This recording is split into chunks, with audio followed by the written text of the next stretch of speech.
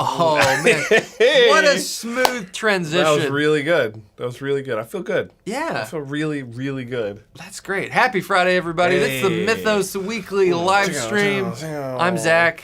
Matthew, what's He's up? Matthew. Yeah, that's Not right. Matt. No, not Matt. Just only your dad can call you Matt. Yeah, there's some people grandfathered in because I went by Matt for 28 years. Yeah. Did anybody ever just call you Thew? No. Somehow that. Why are nicknames just the beginning of a name? Why couldn't they be the last Some part? of them are the end of the names. Yeah. I can't think of them like Bert. It's like Robert. Okay. People hit you with the Bert. Yeah, that's true. Yeah. There's some. Oh, I look terrible. I'm trying to fix my hair. Gregory? Let me call you. What's up? What do you think about that? Yeah, okay. Okay. Well, Ba-ba-ba-bum. we're here. We have braved the storm yesterday. Yeah. Actually got some sleep last night. 'Cause Yes. The night before, we were up with like back-to-back tornado warnings, watches, whatever. Watches, they are. warnings. I don't think a tornado touched down in Davidson County. No, but they were. Thank It was threatening Yeah. quite a bit. So Liam, short for William. see, there it is. Okay. Yeah, there's a lot of them. Yeah, There's a lot of them. I know we've named two. two actual. I'm sure we could keep. Cobb. Cobb. Yeah, I like Cobb. Yeah. So what's up, Zach? How are you doing? I'm good. How are you? Man, I'm terrific. Yeah, I've been trying to clean up my office. It might not look like it, but I actually have gotten a lot of stuff. No. out of It here. looks good. It looks really good. like it looks. So Like a couple beard hairs just kind of floating out there. you got that hair light up is. there Always hitting you, and makes it me makes look- you glow. They look terrible. Makes you look fancy. Hey. So I thought today, What? because you've been seeming to go on a new tone journey, a tonaissance, I am- as it were. Yes. And one of my favorite things is to walk in and say, guys, who's got some tone revelations? And mostly because I want to talk. Yeah. But I like make it seem like it's going to be a conversation. And really, I'm just going to talk at you. That's usually how you communicate. But yes, we've had a lot of tone revelations. You seen this? You heard about this? Yeah. Yeah, Rhett? Yeah, Everett? Okay. Man, Oh, right. I'm dumb. Yeah. I mean, granted, that's only like a handful. Yeah, there's just more than you. Once you start thinking about it, you're going to Yeah. see there's Yeah. gonna be Once a you think lot. about anything, then you start realizing stuff about it. Yeah, Right? Bella for Isabella. Man, there's a ton. Lope. Yeah. All right, so yeah, we wanted to talk some tone revelations. I have a newish amp. I've had the Vintage Deluxe for about a month now. I'm sorry. That took forever. Him card read good. And I've got a lot of thoughts on a lot of new perspectives on gear because of this amp. And you play lots of things, right? We get lots of gear in here. You buy stuff, you sell stuff. You always have tone revelations, right? Yeah. Or you feel like you're pretty not stuck in your ways, but you're pretty dialed into I just know how you think about things. I know what I'm looking for. Yeah. Right. Has anything recently? We'll start with you because I have too much to talk about. When's the last time that you had a serious tone revelations or something? You played a piece of gear that changed your mind or changed your trajectory on how you thought about things. When's the last time that happened? I think Oh, I've definitely had some aha moments lately okay, where I kind of changed my mind about something that I thought I'd made my mind up about. okay. Specifically, those custom shop Pearly Gates Seymour Duncan pickups. Yeah, because you'd always said you didn't like them. I tried them. I've played like 4 or 5 sets, and then we put some in the Fady, Darth Vader, Darth Vader. and the Les Paul Standard, and they sounded really good in that guitar. So do you think there was a specific reason why they sounded good in that guitar and you hadn't really liked them before? Or was it just dumb luck? I think this was just the luck of the wind, because I said, you know what, those are great. Let me get another set of custom shops, and I found some for a crazy smoking deal on Reverb, not sponsored, and put them in my R9, changed the covers and stuff, made them look how I want them to look, and man, they just sound great. And I think I just like hotter pickups. Okay. In general, like yeah. you just like. And what about hotter pickups do you like better? I feel like because I'm always tweaking the knobs and I have a dynamic right hand. You have a very dynamic right hand. That I can I can express more with it. Because So it gives me more You have range. more stuff to work with. Yeah. From the pickup itself. Yes. Yeah. The more like I can, if I hit harder, then I can push it where I want. And to I've be. always liked lower output pickups because I hit so hard that I get too sizzling with hot pickups. Yeah. But I'm trying to rein that in a little bit with my tone revelations. So that's a good question for you guys in the comments. You know, when's the last time you played something that changed your mind about your gear? You had a tone revelation. So obviously, I'm talking about the Vintage Deluxe, and the obvious tone revelation is built by 2Rock. The obvious one is you don't need pedals. So just everybody sell your pedals. No, I'm kidding. But no. But I've never enjoyed playing directly into an amp this much before in my life. And, and the reason why is because it sounds absolutely awesome at every volume level and at every gain level. So no matter what situation I find myself in, whether it's the family's asleep and I need to play a little bit, or everybody's gone and I can crank it up, I really love the way it sounds. It's so versatile. I've never had an amp that could do that. You think the amp itself is the thing that kind of like turn the light bulb on in your head more than anything else? Yeah, and another thing is that like it's, you know, it does. Or are you just getting old and now you're like, carrying stuff, hooking stuff up. I don't want to do it. Well, I mean, you mean talking about like wanting to plug in directly a little bit more? Yeah. I mean, you know, I think that like when you're satisfied with the way it sounds, you're not thinking about like, well, let me grab something to, you know, and yes, it could be also the idea of getting old and like not wanting to like play loud, chunky riffs all the time. Yeah. But a lot of that is wanting to start learning some real dynamics because that's something I've never really like spent a lot of time on because I've just enjoyed playing big hot riffs for so long. But then also the amp, it sounds really good with me actually learning dynamics. And I think it was just, you know, this is, you know, I guess you finally getting to that age, I guess, where I'm trying to. No, I'm kidding. A lot of people are trying to use play that good. stuff. Me start to play good. But yeah, it's a revelation in the sense that this is something that everybody knows that has a good amp that sounds good. But then, you know, it's not going to do 100% of what I want, so I'm going to use my pedals for different stuff. But you know, there is something to be said for how it feels to plug directly into an amp and then just sort of dig in to get all the tones that you need. You know? Do you have any moments in your guitar playing life? Yeah. When because we're starting to see a few comments about this. So Yes. let us know what your tone revelation, any aha moments that you had. But I know for me, there's a few that were like, this is what guitar is supposed to sound like. This is what I want to sound like. Do you have those moments?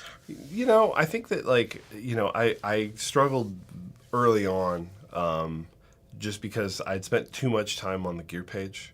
Okay. And, like, it happens, and then, you know, I got a lot of things. I always had, like, I did, like, whiplash, where I would go from one kind of extreme to the other. And I think, yes, I wish. And I'd wish, and we talked about this, I think, on the show before. It's like, I wish I'd spent more time, like, workshopping a lot of different gear and playing more things to like listen to it, because I think in the last 5 to 10 years, especially in the last 5 years of spending more time with you, I've played so much more gear and I've like learned so much more about what I like versus kind of thinking what I want, saving for a long time, getting it, and then just kind of sticking with it because that's what I had. Right. You know and what I mean? You think a lot of that was like because were you like a notorious researcher? Yes. Do you think because you had invested so much time and energy into figuring out what it was that you thought you needed that you... And also, too, and this is something for everybody, is that, like, the biggest tone revelation you can have is, like, not having a reason why you're buying anything. So, like, if you're, you know, and we're all, like, I'm a bedroom player right now. I'm not playing in any projects or any bands, but, like, it's, you know, if you do that for a long time, you're just trying to you know, pleasure yourself. And when you're doing that, it's like if you don't have any specific goals, like the tone needs to work for this or work for that, like, and you're a researcher, and you know there's no good guitar stores from 4 hours away from you, and you know it's like that's a lot of like pressure. So I feel like I hadn't had a lot of tone revelations in that reason, because you're just like, I mean, you know, maybe the biggest one I think is just like when I finally realized one day that the McCarty pickups in the McCarty were bad. In your 2000... The 2003, the original McCarty pickups were not good. Yeah. And I swapped them with Lawler Imperials. I was like, oh, is this what it's supposed to sound like? Right. So that's like, that was a pretty big one. Mm-hmm. You know what I mean? What about you? I just talked a lot and didn't say anything. No, it's okay. Yeah. I remember, so I saw Non-Human. He mentioned something about playing loud. Yeah. Oh, yeah. And how important that was and how it feels different and how that's kind of an aha moment. Yes. So I remember a few instances where I just started being confident playing loud in front of people, even though I was really nightmarishly shy. But I think the first time I ever stupid app. The first time I ever heard something that made me go, "Oh, this is what guitar supposed to sound like." Yeah. I was at Guitar Center Nashville, Nice. of course. Because back in the day, Guitar Center Nashville, if you're familiar with it now, it's way different than how it was. The fancy room for the longest time in Nashville's Guitar Center, the 100 Oaks, the flagship store. The fancy room was like about the size of my office. Yeah. And there was it was basically just a big closet with glass windows everywhere and you could look in. And they had an original blues breaker. Okay. Hooked up. I don't know if it had a step-up transformer. It had been modded, but it was old. And I was in there and played that with a burst. I remember, because I had come in enough, they knew who I was, to where I wasn't, even though I was young, they knew I wasn't going to beat anything up. And the guy walked by and he looked at me and I just went like this. And he went, okay. And I plugged it in and it just yeah. That's what those records sound like. And then another time in that same room, that room was kind of monumental for me. Yeah. I played a really fancy custom shop Strat into a vintage AC30. And that was the first time I ever realized, tone knobs are worth having on your guitar. And I was probably 17. Yeah. Or 18. And that was a huge aha moment. Even though it took a long time for me to kind of embrace that as part of how I played guitar, it definitely set the, it tuned my ear to a different way of how I approached how to use my guitar.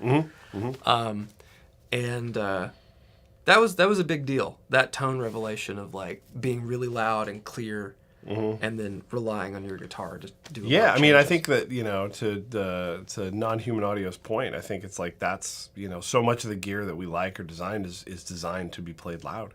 Yeah. And once you hear that, and that's not to keep talking about my Vintage Deluxe, but it is wild playing an amp like that loud, without plugging in any other pedals, because I don't sound that good. Because I'm not used to it, and the way I hit, and there's so much more going on there, and it's almost slightly relearning how to play guitar, because the way it hits and the way everything reacts and the way it pushes is so different than what I'm used to. I really feel like guitar amps are and I've made this comparison in the store, that they're like cars. Yeah. And even though I think Two Rocks are sports cars, they're fun to play at normal volume, but they're more fun to play when they're loud. But even Dr. Z, there's a lot of guys in the comment section talking about how Dr. Z was kind of an aha moment. And that was another one for me. Yeah. But totally different. And how you approach it is totally different. But they totally have their own total sound. Yeah. And that's going to be, Totally. I've said this before, and I think it's very interesting, the switch between 25, 30, years ago. Or how you doing? Get that leg. I'm man spreading. He sits with his legs like this. I'm man spreading. Scooch over. It's fine. There. We're comfy. You're comfy. I'm comfy. I'm this. having a nice time. We talk about the difference between everyone learning on loud amps and playing loud versus everyone learning on their computers through headphones. Oh yeah. And the difference between, and not saying anything's wrong with that, but you are going to play different.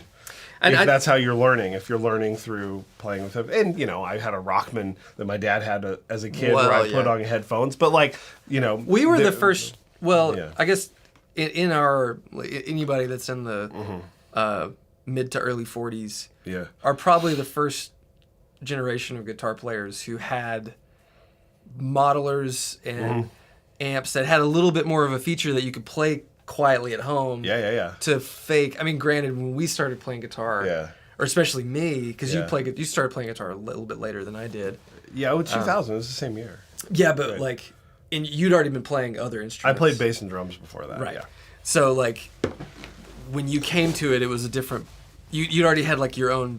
Yes. You had some fundamental built up, but just the ability to get a good sound at lower volumes was there, but it was not as good as it is now. Yes. And I think that that's something that, we talk a lot about this on Dipped in Tone, and Red is a huge advocate for playing loud, big amps, and that's all well and good, but I think that the future of guitar players is going to be kind of divided in that way, where I think the majority of people are just going to play quietly at home with modelers and stuff, and they're not going to have that experience. So their tone revelation is probably going to really be when they finally get to play loud. And that I think that's something that is, if you've never done that, and we've kind of experienced here when people are like, I've never played a big loud amp before. Yeah, never heard a 412 cabinet before. It's hard. It's hard to play. Yeah. It really is hard to play. Yeah, and that's kind of my thing, is that like it's been so long. I mean, I've had to play loud amps. I've been around loud situations and bands and practice and all that stuff. It's just been so long, you know, since I've done that, and not through any pedals too, because that definitely changes things. So, yeah. Do you see anything good in here? Yeah, let's Tone look Revelations. Why don't we find one here in? Oh, okay. Phil from 40 Watt. First time my pedal board ever went down, and I had to plug directly into my Super Reverb, crank it up to 8. 8! And ride the volume control on my guitar. That may have, that may as well have been a year of practice. Yeah, I mean, that is like, I've never had a pedal board go down. I have intentionally gone to gigs that I had just learned stuff like alone in my bedroom and was going to meet people to play, where I didn't take any pedals and just took an amp.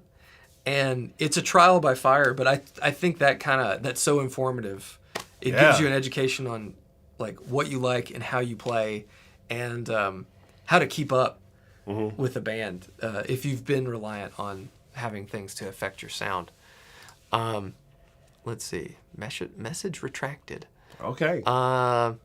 Let's see. I think Joe, best thing I ever did was stop going to the gear page. I've never been a big gear page. I was never a gear page guy. I immediately went to like guitar pedal at building forums. Oh, yeah. Yeah, and it's like, I'm not blaming it for, it was just you can get a little bit, there it is. You can get a little bit turned around because you start, and it's hard. I think people still do it nowadays, where like you read specs or you listen to demos and you hear about stuff and you go like, oh, I think that's what I want. And then if you have the opportunity, which not everybody has, like stores nearby or friends that have that kind of gear to actually play everything. Yes. I mean, I never thought I'd get a 2-Rock until we had all of them here, and I had to learn about all of them because we were going to sell them. Yeah. And then you play them, you're like, oh, this is actually what I really like. This is what I'm looking for.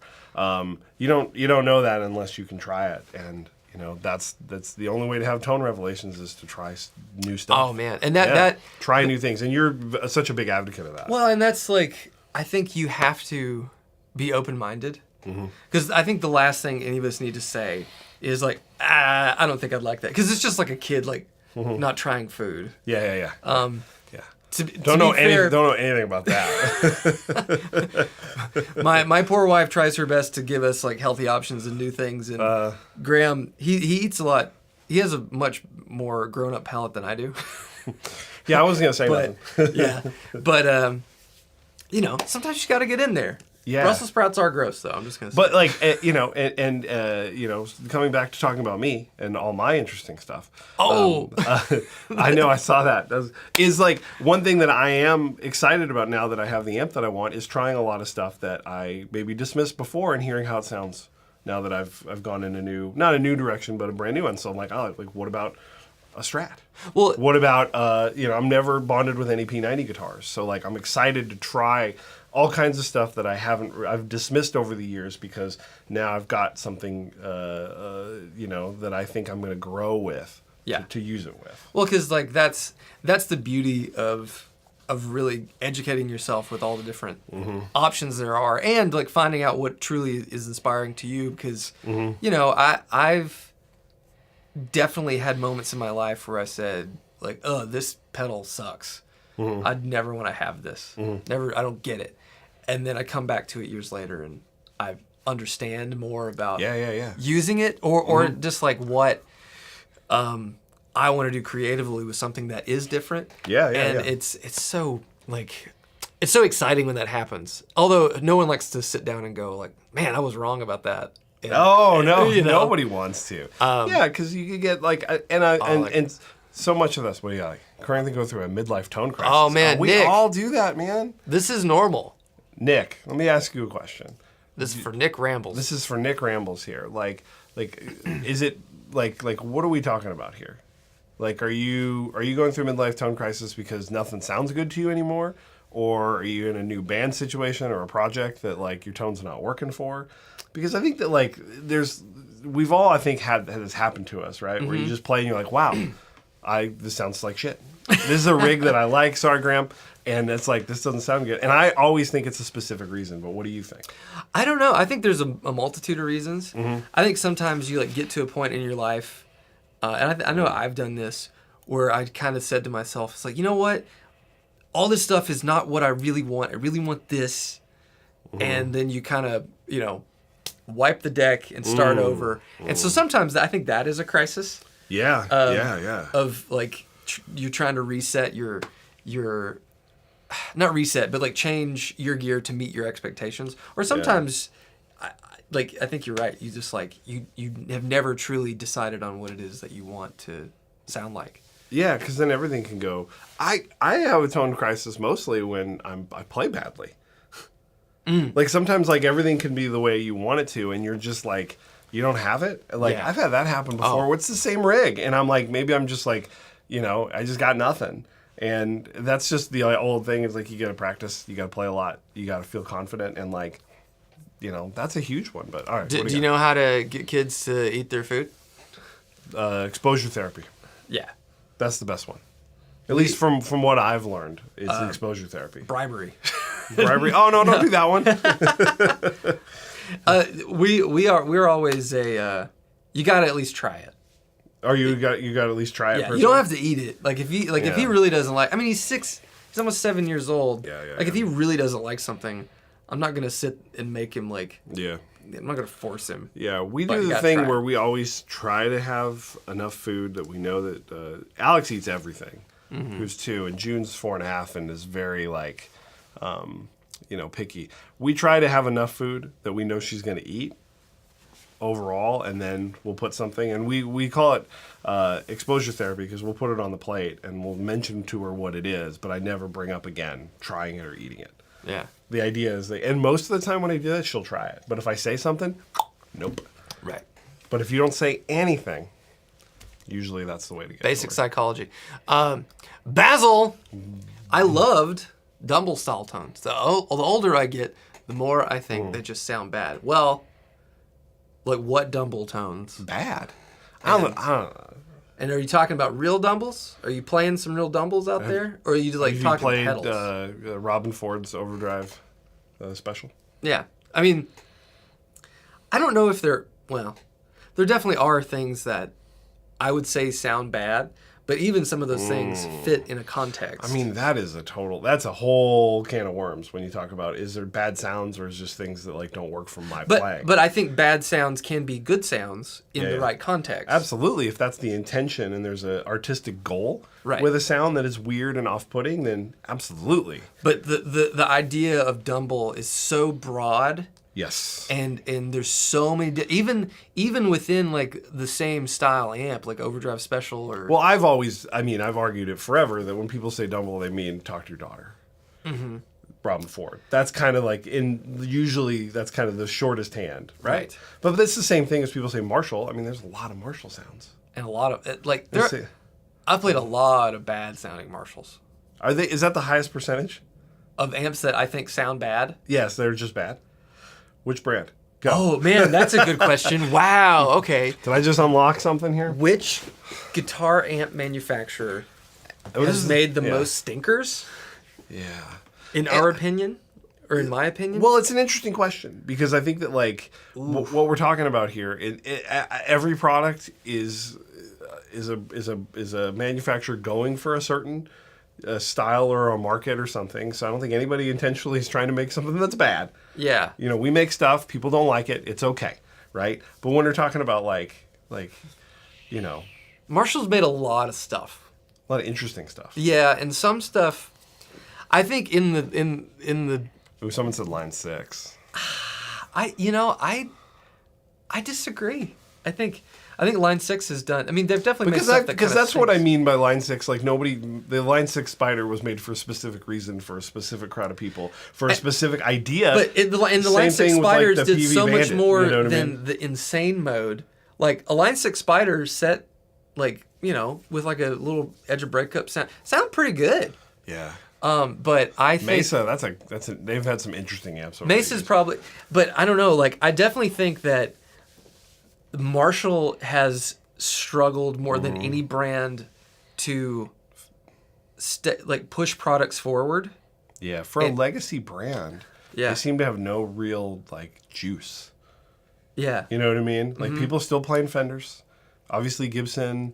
Amp, guitars, Fender amps, Fender guitars, but Marshall's such a towering presence in the history of guitar, and to kind of like not have that kind of juice that these other brands have is really interesting. Yeah, because they're the Origin series, not great. They're okay.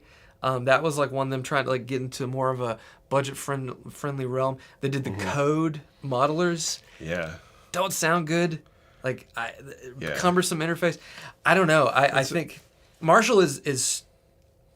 I think they've kind of righted the ship in that they're now making fancy. Well, I don't know what the current state of Marshall is because they've changed hands again. But they're doing the high end reissue style amplifiers, and then doing like the 20-watt. Like the Origin series. No, the studio stuff. The studio stuff. So like the 20-watt things, JCM 800s, JTM 45, or well, yeah. You know, you like that sort of stuff. Oh yeah. But and I think that's like what we're talking about again is like, you know, when you play, there's like amps are interesting because, you know, there's like good guitars and bad guitars, and there's eras of all that stuff where it's like, oh, you get a good one. It's like amps are weird like that, right? They're like all the same, right? Yeah. But then people can say, well, this is a good amp and this is like from the same era. Like what makes that different to where you'd be like, it's like when somebody says like, oh, this is a clone of like so-and-so's Marshall because this had this and this had that. Yeah. Like that's interesting to me too. You know? Yeah, it's now we're getting into the Marshall conversation here. Part of Marshall's problem is their naming. Yeah, the naming stuff is a bit silly. Can I have another, like, to tie it back in? Yes. To the conversation we had. Sorry. No, you're doing good. Think about all the amps that we talk about, right? We're talking about Fenders. We're talking about Two Rocks, Dr. Z's. Is Marshall hurt here because it's the one that wants to be the loudest to sound the best? Like, is that like more akin to like wanting a Marshall? Is that like you've got the stack and you're playing loud and it's like, and people don't play like that as much anymore? Is that part of why Marshall kind of feels like it's fallen off? Or is that 18-watt Marshall thing a sound that's like still iconic and so people want to do that too? Because I feel like the Marshall thing is so big. Let me get Vault Boy out. This is our when Matthew shakes the table. Getting excited about a question. No, Duck and what do you think about that? cover. Marshall's equals loud, and people don't play loud anymore. Go. I think people do play loud, but I think that because the Marshall 18-watt amp kind of like kickstarted the boutique amp revolution. Okay.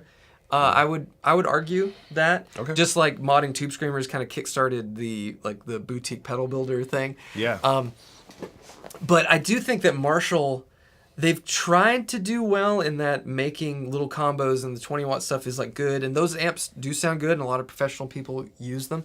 But yeah, it is hard to kind of separate the iconography of that classic thing with the realistic use for that. Yeah. But what I think Marshall should do is do a better job of embracing that heritage and offering more options to players. I think having an 18-watt combo, blues breaker combos, like all that stuff should be something that is available to players. And put that. I mean, they're kind of doing that with these new mod series stuff. But if you have those things and install really good master volumes and stuff, I think they could make something that would appeal to more people. Yeah. And just stay away from all the modern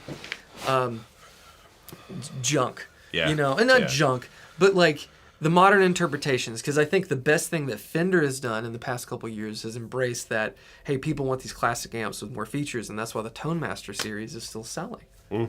And I when I saw some teaser pictures for the new modded amps, the Marshall stuff, and I could have swore that they would have been a Tone Master style thing, where it was a modeling thing with a solid state power section. And I kind of think that would do really well for them. Yeah. But I don't know. You guys let Yeah, it's just I've always sort of been fascinated with the idea of because wouldn't it be cool to have a 100-watt looking stack? Granted, that doesn't fit everywhere. Yeah. But if it had a really good master volume, because let's face it, as much as Friedman and Metropolis and Dramino and all these guys make killer amps, and they do. They don't say Marshall on them, and that's the thing that what's a look? Want. Yeah. It's a look, it's the look. Yeah, and that's what I mean by it's an interesting thing that you don't hear about that as much. People sort of getting into that stuff. As their main, you still see the vintage stuff and people really into, but it's interesting. I don't know what you would do to kind of get it going like that. Yeah. Yeah. So. What time is it? 9:30. Okay, so we're doing great. We're doing awesome. So, have there been any other things that have happened recently? Because I think Casadosa was probably like one of the things that really started you down the re-looking at your guitar tone. Yeah. Palette. And it's funny too, is that I think that the experience of playing what Matthew Graves like it. He must be calls me Hugh watching late. Yeah, also Marshall's after buttholes. Yeah.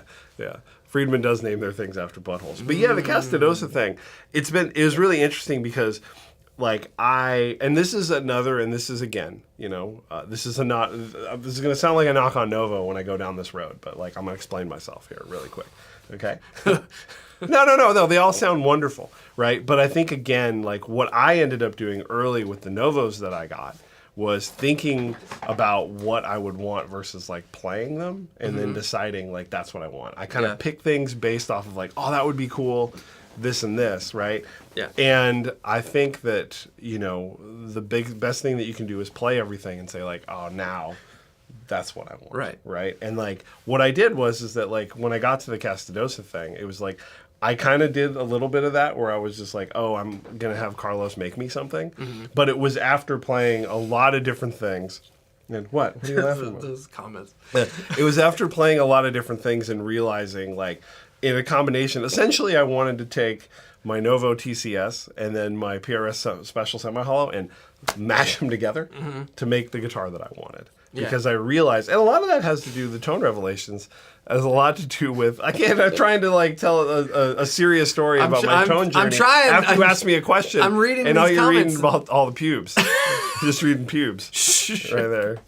Everybody's the Merkin. Just get a Merkin. No. But I'm saying is that a lot of the tone revelations I've had, this is trying to be serious. I'm listening. Just read the things. It's actually getting input from you based off of a lot of different, I've learned more about, my style of playing from observations and stuff. And I realized what I liked. Because I was very anti-humbucker for a long time. Yeah. And not anti-humbucker in the way that I was trying to get away from it because I thought single coils are a little bit more open and they're more interesting sonically and there's going to be, the humbuckers are too squished and compressed, and then you're no, you just haven't tried really good ones. Right. Yeah. And I think but that's again about trying them and then, No offense to anything that's installed in your guitars currently. No. Right. No, not at all. Not at all. That has nothing to do with it. It's just putting everything together. But going down the Casadosa journey has been really good for that reason. And then that was getting the baritone was literally me playing something, never thinking I would get it. Did you play one before you got it? The Casadosa? The Conchers? Yes, I did. Did we play it at Chicago? No. When I went to CME, they had the 2 humbucker guitar.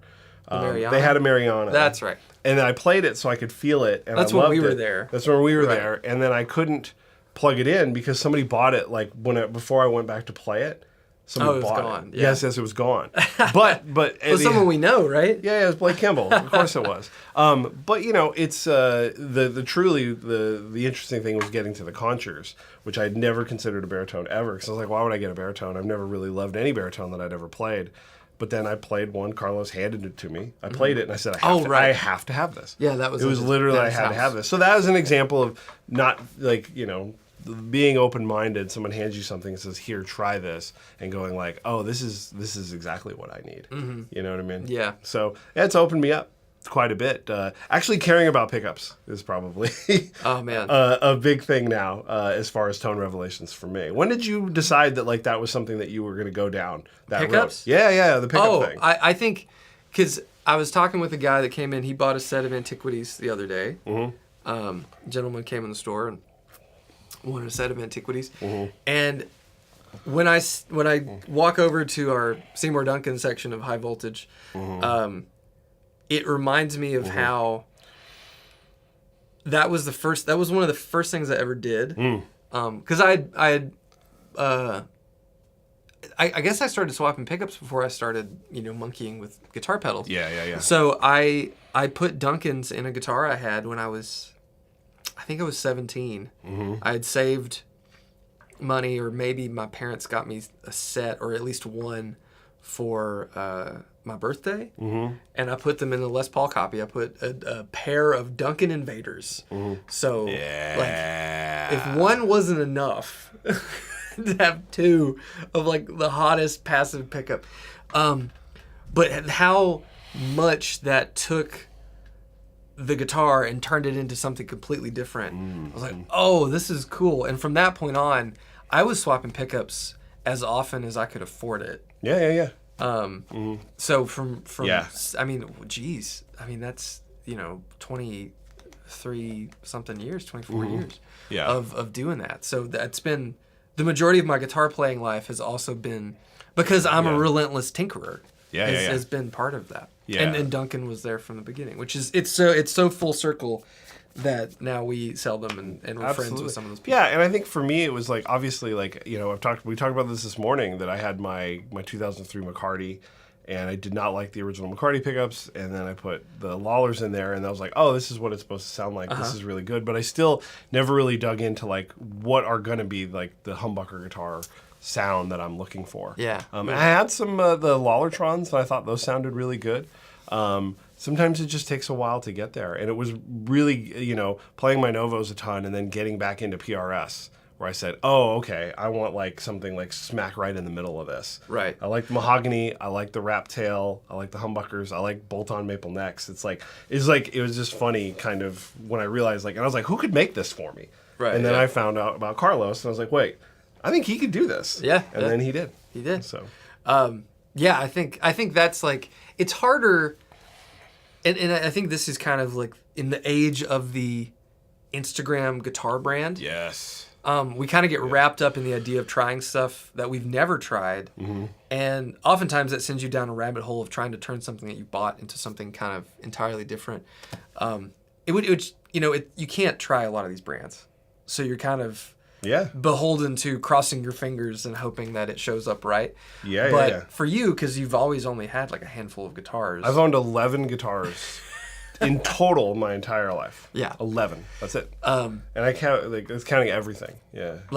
It's interesting when because I've never really experienced that. I've never ordered something custom that was just let's try this. Well, part of the reason I was okay with the Carlos thing is I'd actually been really far down the rabbit hole of actually ordering it before I even held one. And most of it was because there was so much love for his stuff from all my Novo guys. Yeah. And so I trusted them because Right. they all had Novos from me over the years, and I was like, oh, okay, I think, I trust that if they like this brand Right. and they're into it, that it's going to work out. And that's but it's a big leap of faith. And we've seen some comments in there today. It's like, it's really great being able to do that for people here at High Voltage. Yeah. That say, I finally got to try a Novo. I finally got to try a 2-Rock. I finally got to try a Dr. Z. Did the guy yesterday, had he played a Novo before? Never. Okay. He bought one. I had a guy yesterday, shout out to Michael was his name. Yeah. And he came in and he played a Sarashade, wanted to play a Novo, hadn't had a chance to, played a Sarashade or Mayan Burst, absolutely loved it, said, I got to move some things in order to get this, but then came back 15 minutes later because he said, I got to make sure it's this one. Yeah. So then he bought it. It's like, wild. It was wild how that happened. Yeah, because we saw him come back in, and you walked up, and I immediately knew I got to go get the case. You just walked back and got the case without even him saying anything. Yeah. But it's funny how different they all are, even though, like, on paper, they're very similar.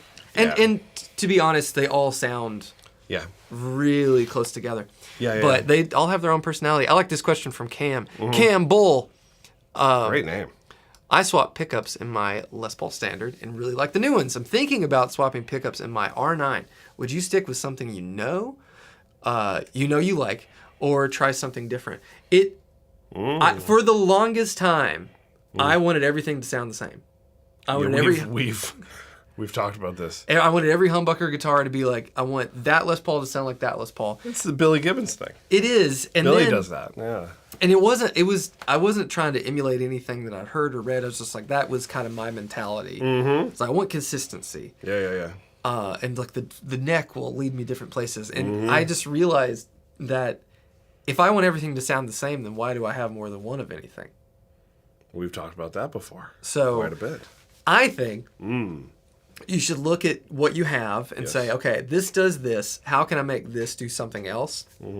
And maybe if you like the pickups in your standard, you can put them in your R9 and turn your standard into something else, or vice versa. But I don't know. I'm a big fan of like taking something in a different direction and just giving you a wider sonic palette to work with. So if you want anything that we carry, hit us up. highvoltageguitars.com. And to that effect, I think that, and it's an interesting thing because I always struggle with that last little bit of this, which is like, what is this actually for? And I think that it's when you're talking about like having a different sonic palette, and you're like, oh, well, I have this and this does this, and I don't need all of my guitars to do this one thing. I want to be able to have some variety.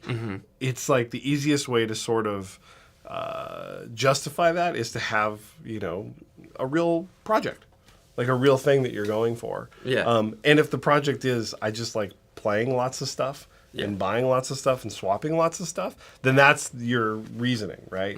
Which is okay if that's your reasoning, is to kind of keep going.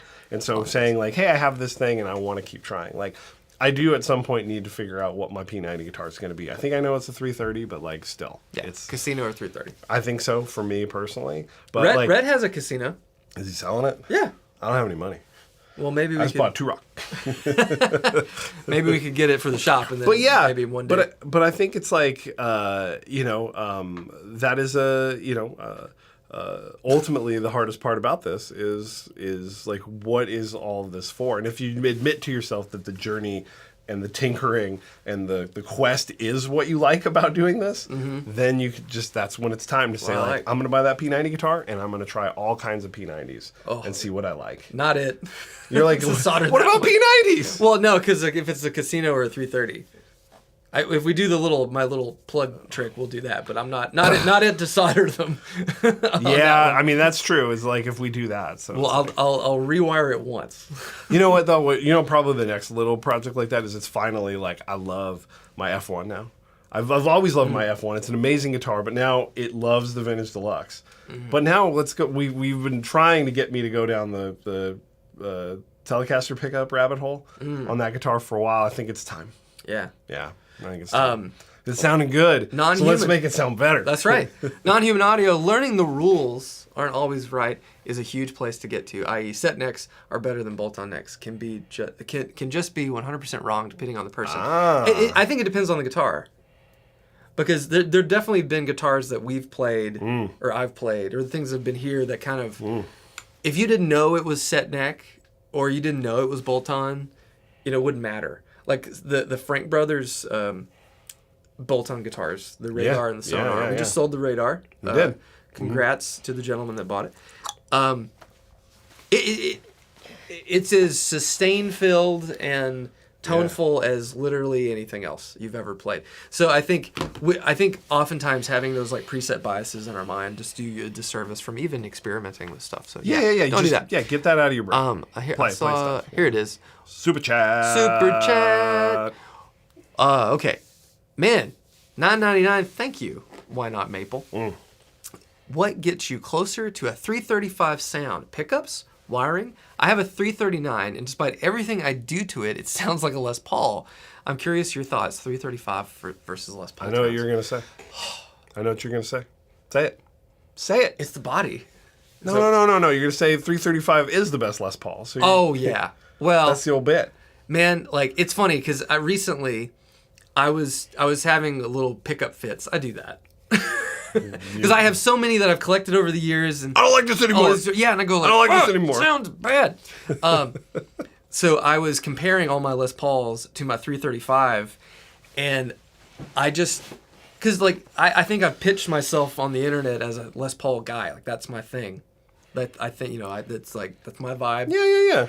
And then I busted out my 335. You're like, I think this is my favorite. I was like, this whips all my Les Pauls. Is that so much better. Is that the sound that's actually in your head? Is the 335? That's what I'm asking. I don't know. I don't think so. But I do think like a 339. So for those that don't know, a 339 is like a shrunken 335. So it's the same basic body shape, but scaled down to a little bit bigger than a Les Paul's, thing. And that will affect the sound. Totally affects the sound. So I think part of it is just the fact that there's not as much of a top and a back moving. Because so much of the 335 vibe that you get is just from the guitar itself. And like think about this, like on a 339 you have your block, because it does have a center block and then it's hollow, but the amount that's hollow from a while it's hollow. What? There's less hollow on the 339. There's less hollowness, yes. And there's less physical space for the sound to be like happening. So I think that's a big part of it. But what I would recommend is if you like the 335 thing and you're trying to chase that sound, a lot of those sounds that we kind of associate with 335 is a specific type of pickup magnet. So maybe you take a little time, do some research, shoot us an email, and go down the pickup rabbit hole for your 335 to give it something different. Now, the secret that kind of it's not a secret, but what happened is as Gibson transitioned out of PAF into patent number pickups, eventually patent number pickups use a shorter magnet. So the magnet is about, a quarter of an inch shorter on each side. And so what that does is it gives you a much more focused tone. And I think that kind of balances out a 335 better. So maybe try that. Okay. Go for something with a short mag. Usually A2 or A5. And if you have any questions, shoot us an email. There's the Bonamassa Blondie set, which it has a short magnet. We can get those. We also have a bunch of throwbacks. But if you're interested, to shoot us an email. We can hook it up. Oh, we got another super chat. Another super chat from Paul. Thank you, Why Not Maple. This is just going to go to the lunch fund. Taco Bell. And Paul, $10. Thank you, Paul. A toast to the successful launch of the Argo Deluxe. Yeah, toast. Yeah, man. Them dealers cleaned us out. They did. And hopefully we should have more to ship in the next week or two. Probably a week and a half. Or so. Yeah. We'll have more to get out the door. Because we have all the boards and stuff. Jeff is refilling the coffers for everything else. Everything. Yeah. Been busting his butt out there making all the inventory. And hopefully we've been doing some rounds of interviews. Yeah. I like what I've seen so far. I think we're gonna find somebody out of this crop. Yeah. And if you submitted a resume, thank you. We appreciate it. I should have gotten back to you by now. Yeah, and so we're gonna have a member added to the team that will be helping us just facilitate everything, and that's very exciting. But thank you. It's been fun. It's kind of like it was such a big, like, launch with that pedal show, and the first initial batch is like gone. Yeah. You kind of don't know how it's going to have legs until you're a few months into it. But I think we'll continue to push it. How I know is that when a dealer, like the dealers that don't usually order a whole lot of stuff, like order a lot of a pedal right away. Right. That's usually a good sign, and that happened with the Argo Boost Deluxe. So That's right. Yeah. Ooh, there you go. Good question. Jared, do I ever miss having a neck pickup on the Esquire? No, I actually don't. This was a point of contention in the last Dipped in Tone. It's not up yet, but I don't like Telly neck pickups. Yeah, personally. I mean, this is we've gotten into this argument. Yeah. Yeah, it's a good one. And I don't think they're inherently bad. It's not like your dad, his T-style guitar. Yes. Has a Stratocaster style neck pickup. Yeah, he has a regular Telly style neck on TA, the Answer. That's what that guitar is called. And then Butters. It's an Anderson, right? Yes, it's an Anderson. And then another Anderson with a humbucker in the bridge, and then a Strat neck pickup. Yeah. So I know that's kind of like the anti-Telly thing. I think a lot of true Telecaster fans would say it's sacrilege to put a Strat pickup. It's sacrilegious. Yeah. But I just prefer the sound of that pickup. And if I had a normal Telly style guitar, that pickup would be something that would be Strat-like, at least in how it's wound. But I like the Esquire how it is, and I think that it has the perfect balance of aggression and snap, and having the on mine it's custom shop, so it has the Eldred mod on the what would be the neck pickup position, but I guess that's the third position on the switch all the way for an Esquire towards the neck. That's 3, right? Yeah. It never makes sense to me. Yeah. But that's like just muddy enough to like give me like a faux neck thing. Yeah. And I've had my F1 for 5.5 years, something like that, and it's got a good tone control. I never really think about it anymore on that guitar that there's no neck pickup. So I love this question. Jack. I saw that. So let's go here. This may sound like a stupid question. Not true. Never. But when making a pedal, what makes you decide to put controls internally in a pedal rather than externally, i.e. the trim pot in the Cestus or the switch in the Argo Deluxe? Man, so, great question. Ron Popeil, if you're not familiar. Set it and forget it. That's right. So the Cestus, for example, has a bias trimmer. And literally, if it's in the wrong position, it won't work. Like the bias, the sun dial on a sun face. Okay. Has like resistors, so you can't actually like get it completely out of range, which is cool. I mean, that's a good idea. But we're literally using it to just Jeff knows approximately where to put it. If it sounds weird, we throw a meter on it and we can dial it in to be right in the voltage range that it needs to be. But for the Argo, like if we put a switch here, it would have been okay, but it was such a minor difference and it only affected this part of the circuit. That it's always the question of why. Yeah.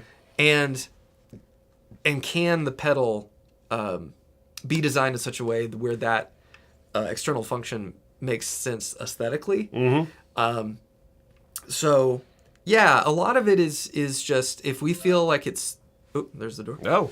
If we feel like it's such a minor adjustment that it's not worth having externally. That's usually what we're trying to decide. So most of the time, it's something as simple as that. And there are definitely a few times where I've wanted to take something that's internal and put it external. So, was that all of them? No, I think the other ones are FedEx. Oh. That's UPS. Right? Are the Franks FedEx? Are they? Usually, yeah. I thought they were UPS. We were expecting some Frank Brothers guitars. We got a Rock and Roll Relics, though. That's cool. You want to crack it open and show it? Jeff's bringing it in right now. Okay. Okay. Well, man, just vamp. Josh got a Herculean Deluxe and AU79 on the way. Thank you, Josh. Does Matthew give good hugs? I feel like Matt gives good hugs. Absolutely. Yeah, we haven't hugged much. No, we don't. Yeah, brother's got a hug, man. Come on. Kiss your boys. I think we see each other too much to hug. Yeah. You know what I mean? Like if we, Yeah. saw each other, like if we hung out like a kind of a normal amount that I would with like another 40-year-old dad. I'd see you like once a quarter. Yeah. We'd probably hug. Be like, But get ready for that hug, dog. I see you like 50 hours a week. So Yeah. it's like you don't get any hugs. Let's see. I like this. What Les Paul's name? Something like Jack Peterman. What? If like Les Paul's name was Jack Peter. Oh. So you'd be a Jack Peterman. Jack Peterman. That's funny. Oh, here we go. Oh, it's Jeffrey. It's Come Jeff. on in, Jeff. It's Jeff. Oh, He's God. Jeff. He's wearing this? I don't gray. remember what this is. I honestly, they didn't post a photo of it, so this is What did we get? a live unveiling. I don't know if it's a double pickup. God. Oh, this is cool. That's incredible. Is it? Jeff can't even say it. Oh yeah. Oh no, that is cool. Get it up in there. Get it up in there. Oh, Look at that. That's rad as hell. Oh, ooh, it's very light. Hey, look at that. Look at that stanger. Oh, it's got a white stinger. Oh, Woo! almost in tune. That's pretty cool. Jesus, man, put that thing away. Oh my God.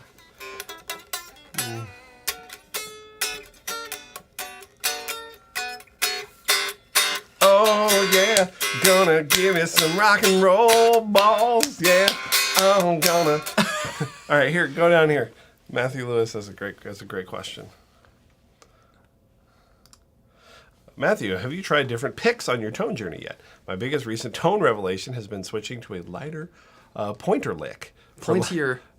Probably means pointier pick. I know, but pointer lick is funny. Pointier lick. For less bass response, more tone. Absolutely, yeah. I've been trying out all kinds of picks as part of this deal. You gonna talk about your plectrums? Sure, yeah. I've been trying out these. What are these, Jazz 3s or something? That's a Eric Johnson Jazz 3. That's a 1.14 millimeter. Eric Johnson. Oh, Jazz 3. So I've been trying that to sort of like force myself to not, just thwack the guitar with a big old pick, and understand my fingers Thwack a little the better. pick. Yeah, so that's been good. So yeah, absolutely part of it. I really do like the Jazz 3s. My dad has been making fun of me mercilessly for playing the Jazz 3s, which I think is funny. Why? I don't know. He just thinks it's funny. The tiny ass pick. But I'm trying picks as part of this. Especially trying to, move into this thing, dynamics with my guitar playing. So it's been good. I think the Jazz 3 was a big tonal stepping stone for me as well. It really made me focus a lot. Okay. I have become obsessed with rock and roll relics because of this channel. Well, here's a good one. Yeah. Man, it's really light. Someone said, I'm sorry to say I'll not be buying the new Rock and Roll Balls record by Matthew and Zach. What's up, Jeff? You getting rid of it? Yeah, you can take it. All right. Go sell it. Let's go. Go sell it. Let's go. Oh, Matthew, getting the TR. TR is dialed in, man. The 2Rock is dialed in. We are donezo. Oh, man. We are donezo. That thing is Clean combo. What is your favorite Jonathan Doolin. combo amp for under $1,000? Great question. Used deluxe reverb. Yeah. Used deluxe reverb? Are those even... They might be more than 1,000 now. God. Shoot. That'd be my answer. If you can find one. I don't know. Used deluxe reverb. I would try to find a used Carmen Gia combo, if you could find one. That only under $1,000? I don't know. I think about Dr. Z's in the era that I bought them, which was like 10 years ago. They were still, you could find some under Like $1,000. $800. Yeah, I mean, that would be great if you could find one. Oh, okay. Cup of noodles. Pickup change at 335. Well, we just kind of talked about that. Anything with a short mag. In my 335, I have the ER custom set from Throwback, and they sound amazing. But it just depends on what you're going for. That's such a hard thing because everyone kind of assumes the 335 can only do like weak, low output pickups. And I've had friends that Put some super distortions in there. literally has a Yeah. set of like Duncan distortions in Yeah, his yeah. 335 style guitar, and it sounds great. Yeah. Some people saying they're seeing those deluxe reverb reissues for that price. So. Okay. So there you go. I mean, that's not bad. Do you know it's not cup of noodles? It's just cup noodles. There's no of in the title. Is that true? Yes, Is that look it up. a Mandela Nope. effect? Nope. I know it'd be true. I saw an ad at Dodger Stadium, and that's where I was like, wait a second, and I saw it like big. It's It is. It's cup noodles. It's just cup noodles. And so I saw the ad really big, and I was like, where's the of? There's no of. It's just cup noodles. Hate to break it to you. God, those are great. Man, so good. Cup noodles. Much more than a soup. So much sodium. Oh my gosh, yeah, it's just salt bomb. Your heart just Cup noodles. It sounds like our air conditioner. Sounds like the intro to Hot for Teacher. The Graham, one of the last, you've not seen him. Despicable Me. I've not seen any of the Despicable Me franchise. Yeah, there's like a baby in the last one, and the little minions are like a pit crew for changing the diaper. And every time they come out, it's just like the pick scrape to the start of like Hot for Teacher. And Graham was like, "What is this? This is awesome!" I'm like, "Yeah, it is." Don't listen to the lyrics. I've got it bad. Okay. Salt equals tasty. Yes. All right. Very good. Well, That was a good show. good show. Thanks for hanging, everybody. Go to mythospedals.com. You can learn more about the Argo Boost Deluxe and all the other things. By the way, if you want to buy a Mythos pedal, head to our dealer page. Links to all of our dealers. We are still not selling stuff direct because we still don't have inventory. One day. And don't sweat buying stuff from dealers. It supports us all We the love same. the dealers. Please buy. People from get very dealers. concerned that they're not buying it from us and we're not making as much money. But Thanks it all everybody works for watching this, even though I've got the Eddie Munster Widows keep going today. It's like I realize it's like it's not. out. Do one of these. There, that's a little bit better. That's a little bit Yeah, better. you got off the Maybe. side. Let's take a quick break and come back for hour 2. I'd do it. If there wasn't just So much a to complete do. mountain of work. That's why we're hiring somebody so they could do all that stuff and we could just do this. Wouldn't that All be day? great? Yeah. Just like Twitch streamed all day. But also go to highvoltageguitars.com. We got quite a few new Novos, even though they're starting to get sold. Some killer new used stuff. And we're going to have 2 more Frank Brothers guitars. That Rock and Roll Relics will go up on the website. We'll get it listed. Photos and stuff will go up next week. Yeah. It's good. It's good stuff. Not enough Canadian Mythos dealers. Well, it's not going to get any easier. So Yeah.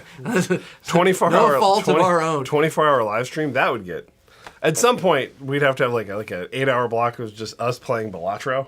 Oh, yeah. If we were going to do that. Yeah, post your Balatro scores in the comment section below. See if anybody probably can beat gonna mine. you. I have 143 million is my high score. And I was, what, 28 28. million? Not that I'm keeping track. That I made was you ju- so mad. Well, I was like at 8 million forever, and you'd beat me, and I'm like, I'm better than Zach. I play this way more. And then I finally. dumb luck. Yes. If you've not checked out Balatro, Yeah. Balatro. check it out. Balatro. It's awesome. We All need right. to get some affiliate links for downloading that game. Oh, man. That'd be cool. If only. Yeah. You should figure out how to live stream. You just play.